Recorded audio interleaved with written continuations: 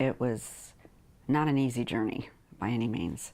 Actually, it was extremely difficult, far more difficult than I had anticipated. I thought, okay, I can sit down and go through this, but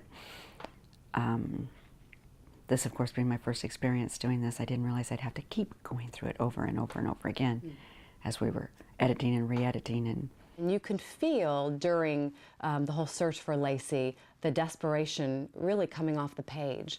That must have been so difficult to try to relive as you tried to find the right words to express how you were feeling at that time, because you must have been in a fog. Like you said, in a fog in the middle of everything, so it was just day to day to day, where looking back over it, I can put it in a little different perspective. But I wanted it to be in my voice. I wanted people to feel what I felt, or at least have an idea of what I felt. The pictures that you chose for the book, did you handpick all of those? Were they suggestions? Did you pick those for special reasons? No, I chose almost every one of those pictures. Well, the pictures of Lacey and the family. I went through hundreds of pictures. And I tried to, I wanted to make a nice variety from, you know, a young age all the way through. She was just a funny, funny little girl. I enjoyed her immensely, her giggling and her silliness, and and as the one picture shows, her crazy little dancing.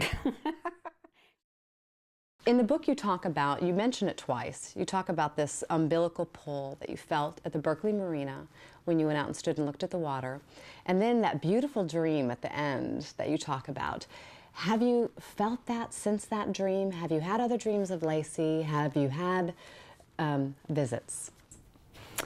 I think so.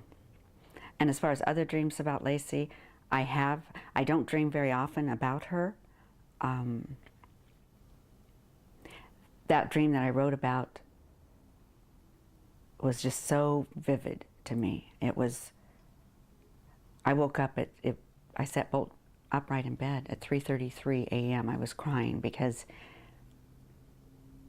she asked me why Scott wanted to murder her, and then she went away. What was the turning point for you? Was it the affair, when you found out about the affair, that you finally said, you know what, I think you did it? I was already having my own suspicions, things that just weren't quite right, but I kept going back and forth. I would look at before December 24th and I would think, there is no way he could have anything to do with this. And then I looked at after December 24th and his behavior just didn't fit. Just his whole demeanor, everything about him was different. It was like two different people. The Scott Peterson the world came to know is not the Scott Peterson we knew before December 24th. Why is it important to you to get a civil conviction? I know that, that Scott does receive checks from admirers or well-wishers and that sort of thing. I know that, you know, we never know how the laws might change in the future. I just don't feel that he deserves to profit from the murder of his wife. I know people will say that about me as far as writing this book, but I don't feel I'm profiting at all.